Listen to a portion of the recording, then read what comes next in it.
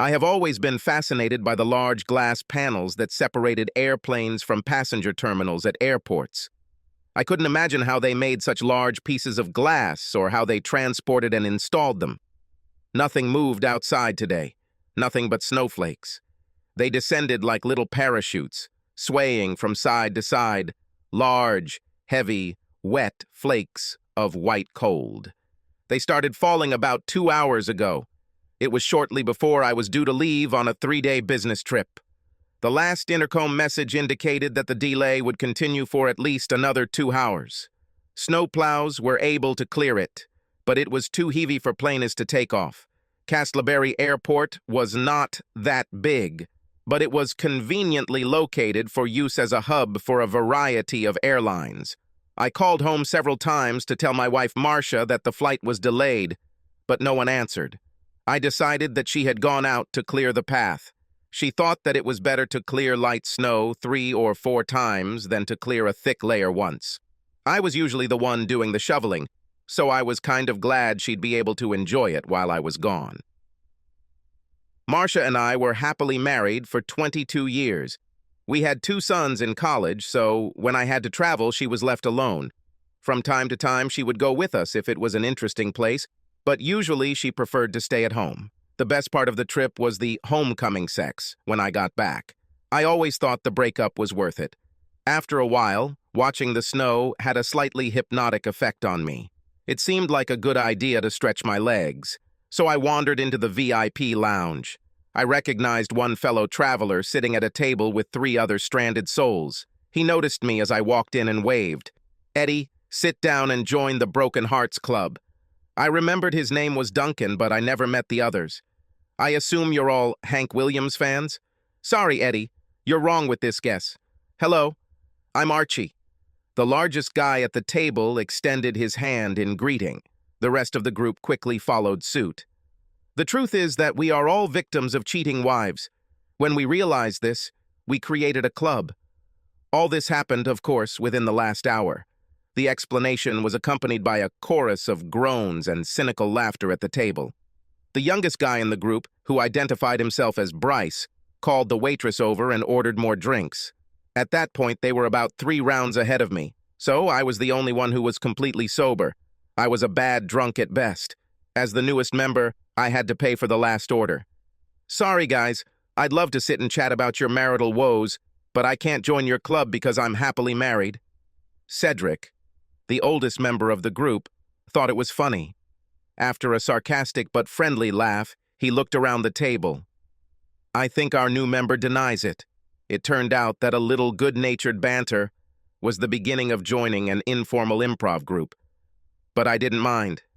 After about 10 minutes of casual chatter, Bryce looked at me.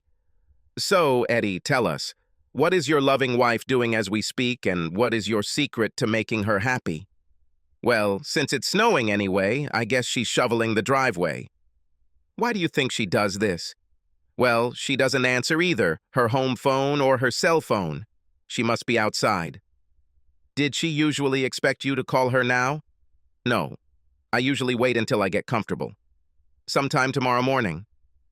A low groan echoed across the table after I said this. They all expressed disbelief at my statement. "What? What the hell are you trying to say?" Cedric decided to speak out. "Let me be clear. You leave home, on a trip out of town for a week, and your wife, for no apparent reason, is unavailable either on her home or cell phone. Does this happen often, usually?" "What do you mean?" "Think about it. How often does your wife find herself in a situation where you cannot contact her on any phone?" "Never. That's why I think she's shoveling the driveway." I was rewarded with another round of moans. I took out my cell phone and dialed our home number and Marcia's cell phone. None of them were answered. In the end, I had to contend with 4 smirks from 4 cynical drunks. To hell with it. I needed another drink. I was trying to figure out a way to get guys to leave me alone for a while. How did you tramps manage to become so bitter about all this? Many couples break up. It doesn't really matter these days. Well, we all broke up because our wives were having affairs. None of them were what you would call ordinary divorces. All of them were the result of infidelity on the part of the wife. And how did you all find out about these intrigues? Archie kind of volunteered to go first. One day, I was just getting ready to go to work when I heard the end of a conversation my wife was having. All I heard were the words hot bath and wine. Over the past few weeks, my wife Joan had gotten into the habit of deleting phone calls from her cell phone as soon as she finished. I noticed she was doing this, but I didn't think anything about it until that moment. For some reason, everything seemed wrong. Given her recent behavior and excerpts from the phone call, I became curious. I waited until she left the room and then took her phone. She had 8 speed dial numbers. All of them belonged to family or friends except the last one. I couldn't understand why my wife would preload the number of a nail salon into her cell phone. I wrote down the number and went to work. I had a feeling that one of the guys had heard this story before, but I couldn't wait to hear the rest. It wasn't difficult for my secretary to figure out who the nail salon's phone number actually belonged to. Todd Mitchell, a local real estate agent and family friend. I made a few phone calls and found that only 2 hotels in town had hot tubs, and only 1 room was booked for the day. I called my wife and asked if she wanted to meet for lunch. She said she couldn't because she needed to meet her friend Janet. Since that was bullshit, I assumed she was going to meet Todd on her lunch break. I put his number in my cell phone and went to the Rainbow Motel. Duncan ordered another drink, but I switched to Coca-Cola. Archie continued the story of his wife's adventures. Todd arrived at the hotel before me and parked his Mercedes in front of room 117. I parked a few spaces away from him. I only had to wait a few minutes until Joan's Civic pulled into the back parking lot. I got out of the car and leaned my elbows on the fender. The expression on her face was unforgettable when she recognized me. She knew I saw her and she had no choice but to park and get out. She desperately tried to convince me that Janet had met her there and they were just going to drive the same car to the restaurant. I didn't say anything. I just smiled. She fell silent and I took out my cell phone and dialed a new, preloaded number.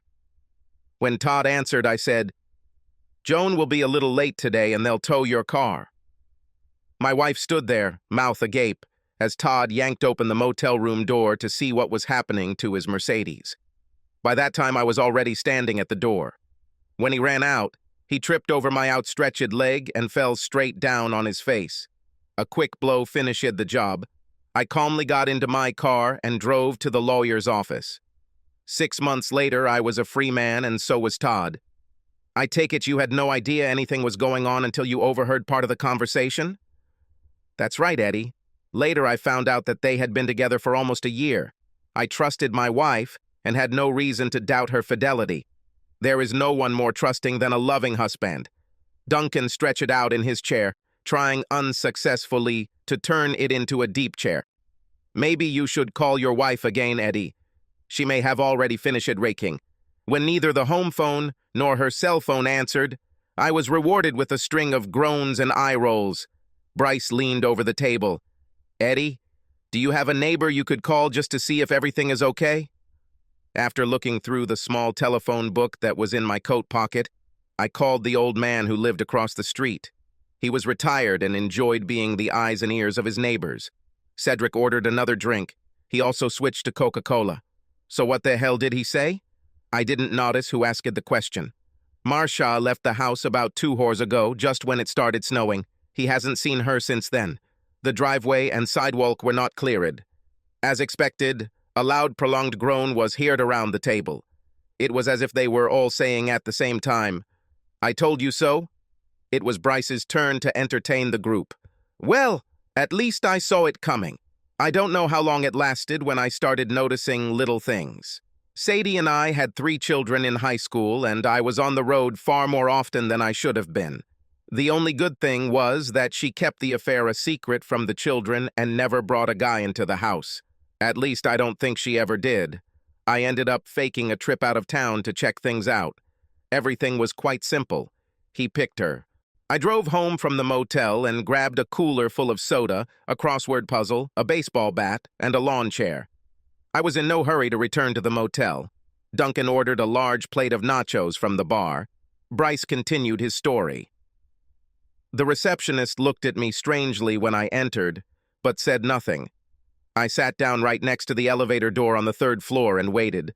I took a good leak before leaving the house so that I wouldn't have to leave my post. My reward arrived in about 2 hours. Sadie walked out of the room with her friend and immediately saw me sitting there. I recognized the guy as a neighbor from the next street. He was married and had 2 children. She ducked back into the room, and I could tell she was pulling him with her by the way he moved. It wasn't like that, was it? No, but nothing interesting actually happened. Over the next 15 minutes, he peeked around the door several times. He decided to confront me, but when he left the room, I stood up with a baseball bat in my hand, and he quickly returned. Finally, the motel manager took the elevator. We argued for several minutes. He asked me to leave, but I refused. He finally threatened to call the police, and I told him it was a good idea. 20 minutes later, the police arrived.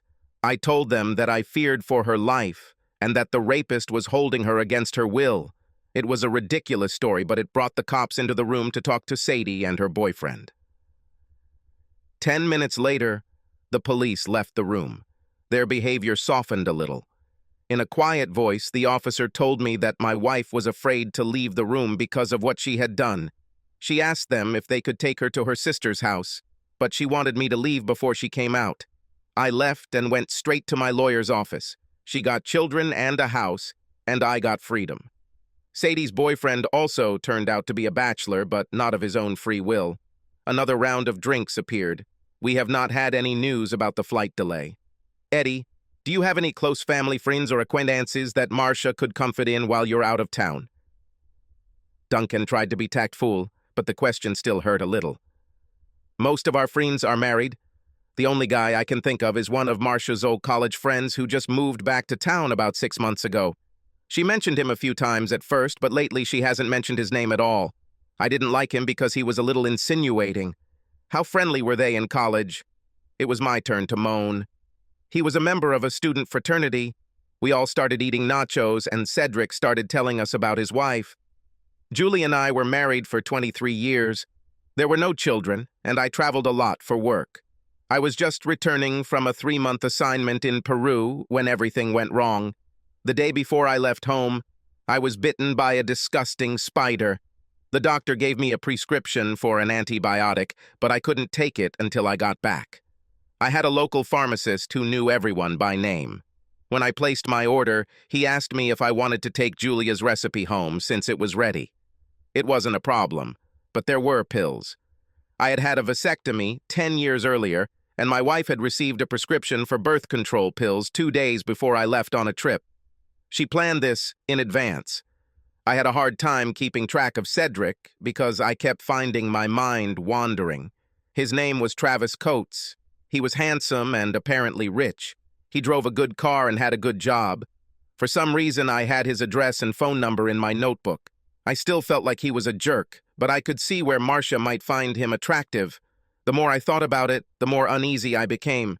I tried to focus on what Cedric was saying. I didn't tell Julie anything about birth control pills. When I had the opportunity, I checked my cell phone bills for the last few months and checked the calls. 20 minutes after my plane took off, 3 months ago, she called Langford Landscaping. It was the guy who mowed our lawn. Terry Langford moved here from Kentucky with his wife and 3 children. He founded a lawn mowing company and gave it a fancy name. Over the past 3 months, Julie had called him almost 30 times. There were no other suspicious calls on the list. The next morning, I called Terry. He wasn't home, but his wife was more than willing to talk to me. I think Julie paid Terry $50 every time he came to the house and serviced her. His wife didn't like it, but she said they needed money to feed the children. It wasn't her idea, but I still felt like I needed some satisfaction. I told his wife I would be back the next day. By the time I got there the next morning, they were gone. I don't know if I was disappointed because I didn't get a chance to talk to him or glad he left. 2 days later, I served my wife with divorce papers. We decided, how far do you live from here and what do you drive? Cedric was a little interested. I have a 4-wheel drive Explorer and I live less than an hour away, even in this weather. 5 minutes later, we were ready to leave. Even Archie didn't mind. Bryce left his cell phone number with the ticket agent so we could be contacted. I parked the Ford in the Marriott terminal lot. Duncan entered Travis's address into the GPS and we were on our way. It could very well have been a waste of time, but it was a fun activity. Duncan, you still have a story to tell, and we are definitely a captivated audience. Why don't you start? All this happened about 3 years ago. My wife Kelly and I belonged to a civic club. On weekends, we would get together to dance, drink, and dine out. The guys used to play poker in the basement while the women did what they usually do. This particular evening started off badly when I noticed Clayton Mankey show up. Kelly and Clayton were close friends in high school 25 years ago. In fact, they had been a steady couple for at least 2 years.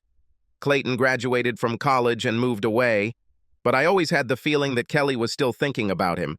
They danced a few times and I could tell they were trying not to be too conspicuous. I noticed that while they were talking, Kelly kept glancing in my direction. I always positioned myself so that it seemed that I was not watching them. One day I saw her say something and then look at her watch. I thought it was interesting. Are we going to hear all this before we get to Eddie's, Duncan? Patience, my good friends. I chatted a bit and learned that Clayton was staying in the penthouse at the Madison Inn. He seemed to be very successful in the advertising business and was not averse to boasting about it. Trying not to be conspicuous, I also found out that he was driving a white Lexus. The time was approaching 9 o'clock when the poker game usually began. Kelly could always count on me to play until at least midnight. I casually mentioned to my wife that I would be heading downstairs soon and hoped she wouldn't mind. Of course, she didn't mind. A few minutes later, I noticed her looking across the room at Clayton. She raised her hand and showed 5 fingers, then 4. He smiled and nodded. It wasn't hard to walk out the back door, grab your car, and drive to Madison. I parked in an inconspicuous place and went inside. The parking lot was easy to observe, and 10 minutes later, a white Lexus pulled up.